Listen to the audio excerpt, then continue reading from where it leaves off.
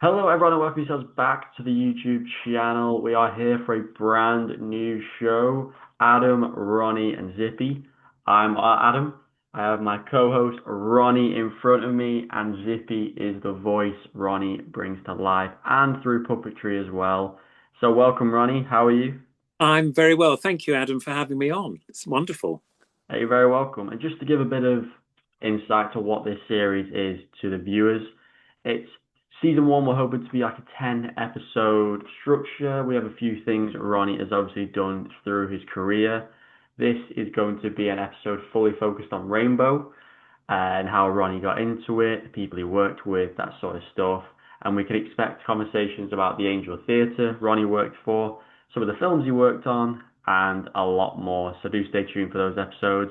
So Ronnie, on to Rainbow. Obviously, lots to talk about as this was one of your biggest works in puppetry. How did you get into it, and obviously, how long were you on Rainbow? Obviously, we've had Right. multiple conversations, so this is more for the viewers. Okay. Well, basically, Rainbow started at Thames Television, and I've actually written the date down on the 16th of October, 1972. I wasn't involved in the very first two program. Well, not when I say programs, the first two series. Yeah. I didn't start till series 3, but funny enough, I was sort of involved in a sense that um, Pamela Lonsdale, who was the first producer of the program, it was her idea to set up a program for preschool children on Thames Television, and she was sort of in charge of setting that up. Anyway, she came to visit the Little Angel Theatre, and I'll talk about that on another podcast. But Yeah.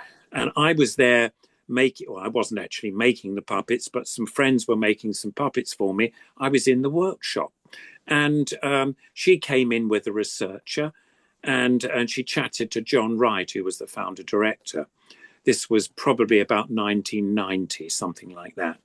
Anyway, she chatted away to him, and this researcher came around who was looking around, just looking around the workshop. And I was having these puppets made, and one of them had a zip across his mouth. Now, and the puppets that I'd sort of vaguely designed. I mean, I'm not a designer really, but anyway, my puppet friends were making these characters. And he was the one with the zip was a baddie. He was called Grumble Bubble, and the sort of show I was going to do for the theatre was called the Hubble Bubbles. It's the title that I made up. Anyway, and I think, and I don't know whether this is true because I've never had confirmation of it, but I like to think that the researchers thought, oh, that's interesting, a puppet with a zip on. Maybe we could do something like that. I do not know whether that was true or not. Anyway, she disappeared with Pamela. And John Wright had said to her, I don't think I've got time. I've got the directorship of the theatre. We've got productions coming on. It's something I don't think I'm the right person for it. Anyway, they left. And then going along from, I suppose up to 1972, I didn't really hear much apart from my mentor at the time was a wonderful puppeteer called Violet Philpott. And she'd been asked to be the puppeteer of Zippy. I'm not quite sure how she got involved with it, but anyway, she was. And of course, she contacted me and said, oh, Ronnie, you never guess I'm doing Zippy on Rainbow, or this character Zippy on Rainbow. And she made the original puppet, and she did it for a while. Sadly, she did her back in. One of her discs went. I think Uh, she was overstraining. She was a little bit older than me, but anyway, so it meant that somebody else had to step in, and that was a puppeteer called John Thurtle, and he was famous with his partner Ian Allen for shows like Playboard on BBC, but also Button Moon and Spooks oh of yeah. Bottle Bay. So that gives you a background. Anyway, he did it for, I suppose, I would say for almost a year, sort of working Zippy. By that time, he'd also made a new Zippy, or they wanted a slightly bigger head, and he was a brilliant maker of puppets, and so he constructed the Zippy that everybody knows Yeah. now.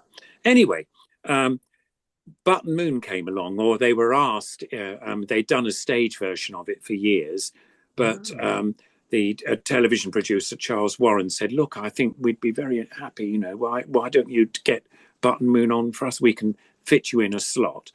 And John, of course, was very happy to get his own show on, and John and Ian's, both of them, their show. Ian wrote the scripts and John made the puppets, and I think Ian did some designing as well. Anyway, so it meant that he didn't have any time to do quite a full schedule that Rainbow was. So he then phoned me up, no emails in those days, and said, how about you taking over Zippy from Rainbow? And I went, really? Oh, fantastic. So to make a long story short, I started doing Rainbow, and my very first program, and I looked it up, was the 29th of October 1973. Wow. So, and I carried on doing Rainbow right to the very end of Thames Television, and also Tetrafilm's versions, which I think went on to about 1996. So it was about 20 years of working on that program. So, and I think I was probably the longest puppeteer on the program. There are various other puppeteers who worked George, but they didn't always stay as long as, well, they didn't stay as long as that. People moved on. But anyway, I carried on because by the time I was probably about 3 years into doing Rainbow, I'd met a girlfriend and we married, and then we had children, bought a house. I got driving lessons. I mean, I was being paid a huge amount of. No, I wish I was, but it was, a much more decent wage than I was. I'd been working at the theatres and things. I mean, television money is very different. I think originally, I can let you know, I think the first contract, I think I had about £125 but a week. Well, I mean, that was in 1972, or 73, I should say. That was, quite a lot of money. I mean, I've been earning sort of £18 a week up until then. Wow. So it was very, very different. It went up by a lot of money. Oh, absolutely. I thought I was a millionaire, but I wasn't quite. I realised quite soon. But anyway, that's the story of how I started. I have got some pictures. I don't know. I hope this shows up a little. Yeah. That's one of Jeffrey, and that's me with, at the Windows set with holding Zippy. And there's another one of me with Zippy and George wearing a Thames TV thing. And that was actually when we did the children's, it was in Hyde Park, and we did children's, what was it called? I think it was the children's TV or children's party. Anyway, the Queen came along, to visit, and we all were sort of presented to her, and Prince Philip and everything. So that was quite an exciting time. Sorry, I'll just show you these because they're always there. You are. That's me with Zippy. Oh wow! Again, I don't know whether I've got some more pictures. I'll just go for this. Is all in the book, by the way, which come up later. That was me in a library show, actually. Oh wow! A load of kids came to see the show, and so I think a local photographer took. I was trying to locate where you were. Though. I was like, where is he? You're in the middle, are you? Surrounded by kids. And there you are. That's a slightly different one. Beard by then. Oh wow! But, and that was opening a Children's Fate. I don't know if that's clear enough. Yeah, that's fine. Yeah. So I was there. So we did all sorts of stuff when Rainbow was on. The first puppeteer I worked with was a lovely puppeteer called Valerie Heberden, and she worked George, the pink hippo. And sadly, she had to leave the program because she got a growth on her neck, and it turned out to be a cancerous growth, which was really horrible. And she'd married a sound man, had 2 boys too, so it was all very sad, and she sadly passed away. But she was a lovely person. But John Thurtle came in and did George for a tiny bit. Malcolm Lord came in. Various other puppeteers came on and did George. This is the original voice man. When I say the original, the one that I worked with, Roy Skelton. That's him in his hole, as we call it, Roy's hole. And he was just off the set with his mics there and everything. And then he did the voices of Zippy and George. There's another picture. Sorry, if you can see there. That's Malcolm Lord, who came on later to do George. and that was us behind a sort of made up set, and Oh, the okay. other, and Yeah. so I'm there with Zippy, but you can see, and there's a low seat that we used to sit on, very sort of just, and then that was later on. We did Tetra films, and this was a different Zippy that John made, more like the Muppet type puppets Oh, there. right. So he was different to operate. I'm trying to think what that was. Oh, that's just these were continuity pictures for they used in those days used to use what were they you know pictures of what you had a camera and you clicked and you had an automatic picture, and I've forgotten the name Oh, of yeah. the Like camera. Polaroid. Polaroid, thank Yeah. you. Anyway, that's all the pictures I've got of Rainbow, apart from the classic pictures here. There's Zippy, George, and Oh, Bungle. yes. So that's a classic one. And here's one that I tout around with me with Zippy. And Oh, that yeah. was one, so there he is. I've got somebody else working the puppet there. I haven't got three hands. It's quite a nice picture. And then there was one of Jeffrey with Zippy, and very wide mouth Zippy there, and Bungle looking in. So there are a couple of pictures that I had. So yeah, no, it was so that's really the start of my rainbow days, as it were.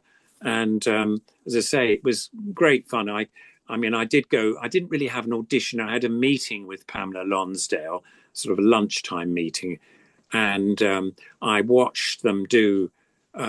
John was still working and Valerie was working on the program. I think it was a Wednesday, because it would have been a two-show day, and they recorded the first show before lunch, I think, and I watched that, and then there was a lunch break, and then I joined the cast Oh, and I see. everybody, Yeah.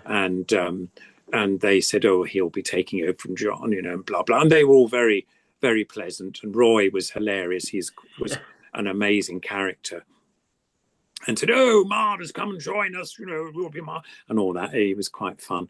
And then, anyway, I was very lucky because I'd already worked with Valerie before. She'd worked at the Little Angel Theatre for a while, so Oh, I see. I knew her. So it was Yeah. quite nice. We both knew each other well, so that was great. And I signed a contract for 6 weeks. I thought, wonderful, I'm going to do a telly series for 6 weeks. That's very nice. And of course, by the end of the 6 weeks, they said, "Oh, would you, we'd like you to come back. We've got another series." I think that was a summer.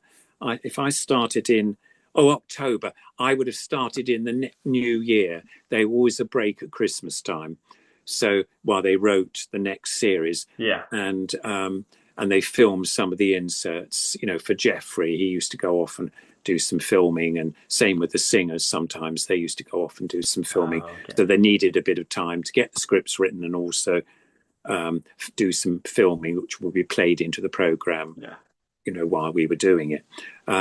So anyway, I can't remember, the casting director or something came up and said, "Would you be, are you happy to come in again? We can give you a little bit more money for the next series." Oh, marvelous. Anyway, I didn't do it for money. I did it for love and money. Anyway, so Hey, it's a bit of both, you know. yeah, a bit of both. It's good, isn't it? Yeah, you're right. Anyway, so that that was it really. I was very nervous when I started. Obviously, I'd done a bit of television with a Little Angel, but this was quite different. Um, and I remember at one of the programs, the early programs I did, the credits would roll up and the puppets were sort of there. And I thought, oh, the credits are rolling. I can stand up now. And I stood up in full view and they cut. And I thought, oh. And of course, stupid me, I should have stayed down so you wouldn't see Yeah. me.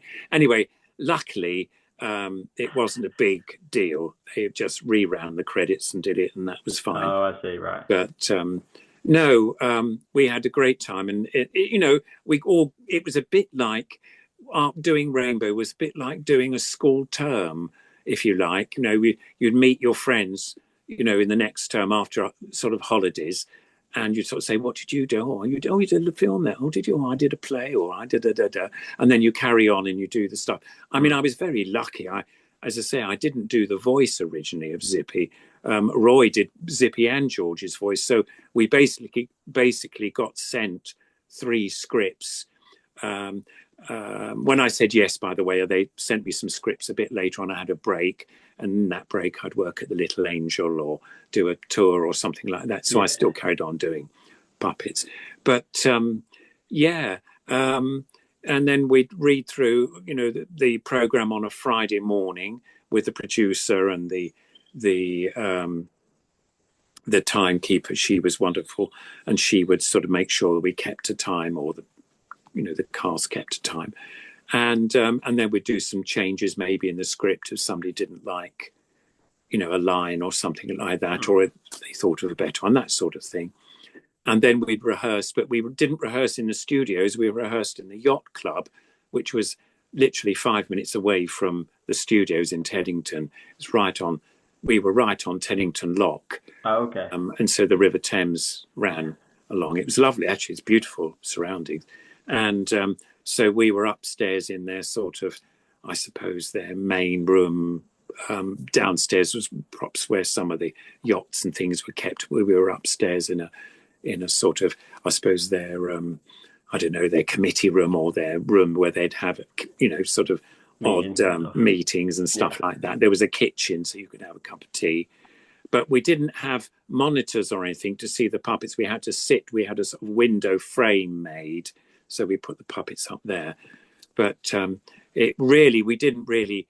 The rehearsals for us weren't all that terribly good. It was better when we got into the studio and started doing camera rehearsals, that we actually saw what we were doing with the puppets and what the director of that particular program was wanting to do, and what shots he wanted to do. And so that helped us a lot. And of course it was very amazing, really, because we had a monitor so we could see our puppets. So we were underneath, what you were puppets looking. were up there, and we were watching this monitor so we could actually see what the puppets were doing, which was really, really good. Very different from the normal puppetry where you're looking above, looking at your puppet. Very very different, but you got used to it after a while, and it was actually quite fun. You thought of different moves, and what the audience saw is basically what I saw as well, looking at the monitor. It was good.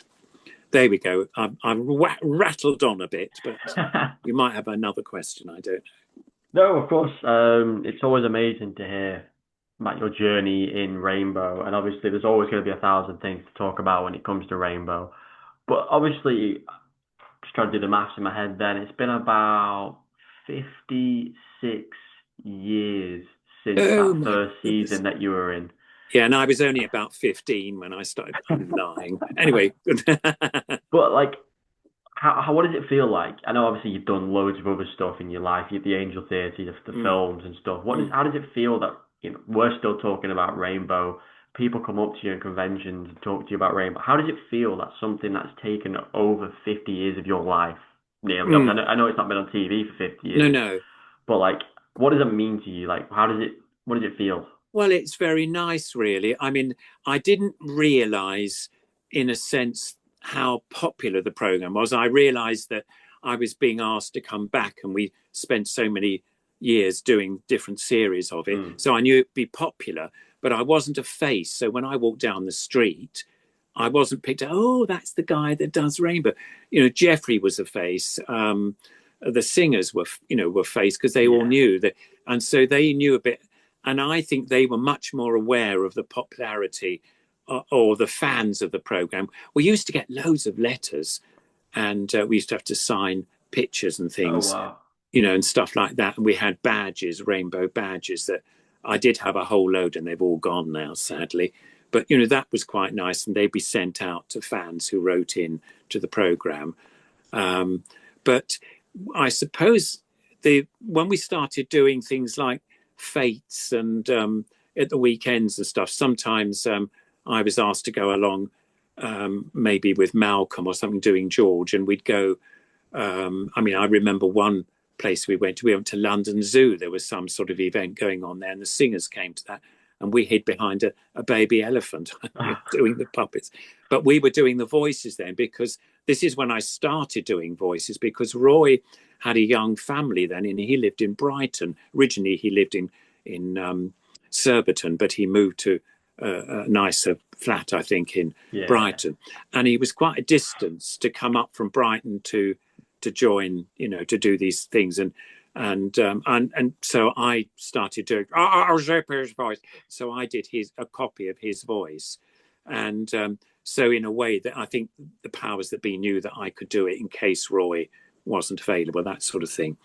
Um, and then I think I realised because queues of people, wanted to see, it's Yeah.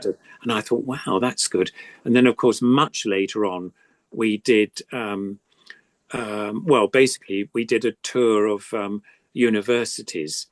And now you can imagine the people that saw Rainbow at the beginning were very young, but by the time Rainbow sort of finished, they Yeah. were going to university. They were 20, 21, or whatever age it was. And so they absolutely loved it. We used to go to do student unions all over the place. And so we ended up with, masses of people. We were a bit like pop stars in a way. We had a booth made. Zippy and George popped up, turned round and said, and I know Zippy would say, "Hello, Oxford," and they'd all cheer, and they had their mobile phones. They'd click, click, click, click, click, and we played. We had sort of record, sort of made up discs, but because it was all on a cassette or a DVD Yeah. or a CD or something, and we had a technical guy who was playing them, the music, so it all went Yeah. through. Anyway, so we play 70s and 80s music. I remember one of the songs was "It's Raining Men," and Zippy had a great big water pistol, one-handed water, and squirted water all over it. Oh, okay. They loved all that. And then we had, what else do we have? Oh, one of the Georges one, he used to dress up. I can't remember, what was the song? He used to, anyway, he dressed up with a feather boa and stuff, and he was very camp, and it was very funny, and they loved that, you know. And we did little bits of intro in between, just improvised stuff. Yeah. But and I think by that time, one realized that there was a big following. And, there still is, because coming right up to date, I've been doing Comic Cons Yeah. and things. And there's always queues for people to see Zippy. It's extraordinary. It's just, and a lot of it is sometimes it's parents who brought their kids along, Yeah. and they might be in their 40s, some of them by Yeah. now, and yet they come, and some older, who remember is, oh, I remember that on television. Yeah. And so it's very nice. And I have the pictures I showed you, the one of Jeffrey, the sort of 4x8, and I sell 8x4s, I should say, and I sell those, and I sign, do selfies and all that sort of stuff. Yeah. So yeah, it's amazing, really. It's sort of continued, and it's lovely. It's very, very flattering, really. Oh, So absolutely. And obviously, you said like, adults bringing their kids up with Rainbow and stuff. Like, obviously, my dad, obviously, you started on the show in '73. I'm not trying to make you sound old. it's all right, I am, but don't worry, I've had a lot of work done. Oh no, you look brilliant. But my dad was like 3 Oh, when really? you Oh, started on the wow. show because he was born in 1970. Ah, So he right. probably grew up with the entirety of the Yeah, show, and then he passed it on to me, yeah, in the early 2000s when they did reruns and stuff. So yeah, that's it right. is fascinating to see the cycle go and go. But obviously, because streaming is a massive thing now, you don't see the replays and No, that sort of stuff. well, that's right. No, they've stopped doing that. I mean, there's YouTube Yeah, channels that have Rainbow programs on it. I mean, quite a lot of the 70s and 80s programs, yeah, nostalgia, and they do play them, which is nice. We don't get a penny for it, of course, because you don't get anything on of course, yeah, streaming things. Occasionally, we get a check from what is it, overseas sales, and somebody, I don't know, a company or I don't know, in some mark, I don't even know, an yeah, African state or something has bought a series, and we usually get about 25p or something. It's quite funny, and you think, oh, lovely. Ooh, Oh, don't you spend know, that all at once. no, no. I mean, I mean, they did years and years ago sell a few series to Australia, and Of that was a course, they bit did that with better. Words of Gummidge and stuff as well, didn't they? That's right, yeah, and Yeah, that was very nice. And I think Jeffrey did go over in the break, and sort of promoted the program a bit, That's cool. which was quite nice. And I think also New Zealand Yes, bought yes. them as well. Sadly, America didn't, because they had Sesame Street and various other programs. They didn't, we were in a way a copy of Sesame Street for England, if you like. Yeah, yeah. So they didn't go to them, because I know in America, the residuals are, if you get sort of shown there, you get quite a lot of money back again. Oh, yeah. So, but I wasn't grumbling. It was quite nice. I thought, oh, well, I can use that 25p for Sainsbury's, top up my Can't my even afford a Freddo Sainsbury's. with that amount anymore. I think Freddo's like 20, 25p, 30p these days. Oh, I know. Actually, this is going off Rainbow a bit, but I did a series called The Mighty Boosh, and they've sold that. And I get sometimes about 30 quid or something like that, That's not bad. That's so good. that's not bad. I don't grumble at that, well, I don't grumble about any little check that comes through. No, but 25p to 30 quid just Oh, I shows. Oh, know. yeah, okay, that makes Yeah, sense. That's well, good. that was because the length of the program was probably different, and it was a Yeah. different audience. And anyway, we haven't received any overseas sales from Rainbow for a very long time now. They Ah, do still make the odd DVD, not very much now, but they have T-shirts and there's mugs and stuff. So, I mean, basically sold online, really, Amazon and eBay and yeah. places like that. They sell them, so you can still get stuff Merch. online. Yeah. And again, you can get a copy of my book, uh, which is called Zippy and Me, so it's relevant for this program. Anyway, Absolutely. so It will be in the description if you want to pick it up, Zippy and yeah. me. But, Port Ronnie. anyway. He's great. But I just want to end with one last question. We will Mm, do multiple Rainbow episodes because there's so much to talk about in this series. But obviously, this isn't to do with obviously what you've done on Rainbow. It's more the case of, do you think we could see more Rainbow content in the future? Do you think a remake could be possible?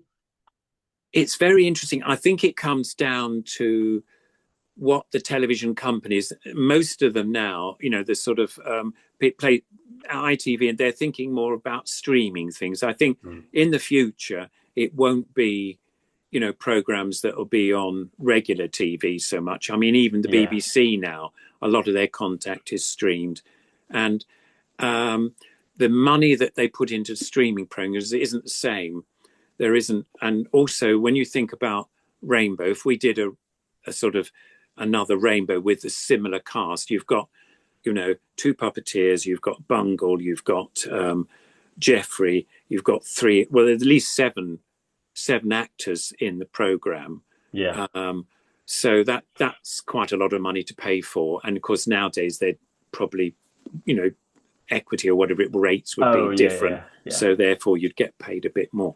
But and I think what the company that owns Rainbow, not the franchise, what do you call it, the brand as they Mhm. call it, is a company called Boat Rocker Media, and I think they're quite happy to sell the old programs if and when. But of course, the difficulty there is a lot of people working for that company never saw Rainbow. They're all quite Right. young, Yeah. and so they don't really know. I mean, when I do Comic Cons, I have to pay what they call a product insurance, so that when I take, because I own the puppets of Zippy and George, but I don't own the brand. I They own see. it still. Right. I mean, if I'd written it and produced the whole thing, then it would all go to me. But it wasn't the case. I was asked to be a puppeteer, so it's a different Yeah. thing. I mean, they've been very good. I had a bit of a problem with them at the beginning. They wanted to charge a lot of money for me doing all these Comic Cons, and they said, "Well, you're bound to earn £1,000 every time you go out and do." And I went, "No, no, no, no, no, no, no." £1,000. And well, I know it was a bit silly, really. It was some huge amount of money, Yeah, yeah. and I did quibble with them a bit. I wouldn't sign their agreement that they offered for me, and eventually they agreed that, if I earn over, I think it's I can't remember. Yeah, if I, in a year, if I earn £1,000, then they would like to take 10% of what I earn because they own the brand, sort of thing. But I never really earned that much, so I'm lucky, really. True. Yeah. So, anyway, that's sort of gossip, isn't it, really? But Hey, it's good to hear though. It's cool. It's interesting. It's interesting to your journey though of how you got to the conventions and mm. whatnot. So yeah, that will wrap up episode one of Adam, Ronnie, and Zippy. There'll be plenty more rainbow talk in the season, but obviously, do we have the little guy to show to end the episode? There he is. Oh yeah, thank you very. Oh look, his lip sync's off. Come on, Zippy, do it properly. Sorry, he's a bit tricky to work here, but here he goes. Oh, hello, Adam and Ronnie and me, Zippy. Oh, he's off. There you go. Fantastic. Obviously, if you didn't know, just a little bit of a thing. That is obviously would you class it as a puppet, a small puppet? Is Oh it yes, he's the small version of of Rumple? Zippy that we use for Rumpelstiltskin, one of Yes. the programs. I had a little one made because I just thought it was quite sweet him running along the Yeah. bottom of the frame, and we used him for the gingerbread man type story, and he Yeah. came out of the oven as a gingerbread man. So yeah, and I've saved him and he's quite sweet because he's got legs. Yes. You don't sort of see. Sorry, here he is. Oh, he's a bit too close to the camera, which is quite nice because he doesn't normally show them. So there he is. No, he's lovely, really. I choose not to show my legs with the other puppet. Thank you, Zippy. So that's him. So thank you everyone for watching. Thank you, Ronnie, as always, for being my co-host today and giving some more insight to Rainbow. We're going to be back with episode two shortly. It's going to be a weekly show, so stay tuned for more content coming soon. Thank you very much. Take care. Cheers. Bye bye.